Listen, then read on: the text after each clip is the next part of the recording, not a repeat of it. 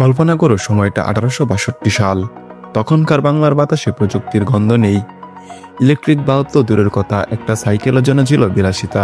ঠিক এমন এক সময়ে হঠাৎই শব্দ ছড়িয়ে পড়ে, সেই শব্দ যেন ছিঁড়ে ফেলে দেয় নীরবতাকে। ধুলো উড়িয়ে, লোহার চাকা ঘুরিয়ে, ধোঁয়া উড়াতে উড়াতে আসে ইতিহাসের পাতায় লেখা বাংলার প্রথম ট্রেন।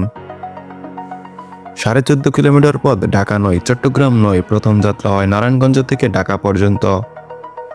ট্রেনের নাম ইস্টার্ন বেঙ্গল রেলওয়ে। আর সেই যাত্রী কেউ ছিল জমিদার, কেউ ব্যবসায়ী, আবার কেউ কৌতূহলী দর্শক। লোকজন ভয়ে পালাচ্ছে, ভাবছে এই বুঝি রাক্ষস এলো। আবার কেউ চেয়ে আছে বিস্ময়ে, চোখে জল, মুখে হাসি।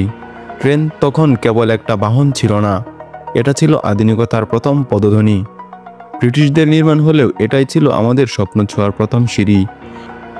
আজ যে ট্রেনে চড়ে আমরা গ্রাম থেকে শহরে, শহর থেকে সমুদ্র ছুঁই, তার শুরুর সেই মুহূর্তে লুকিয়ে আছে একটা জাতির ঘুম ভাঙার গল্প।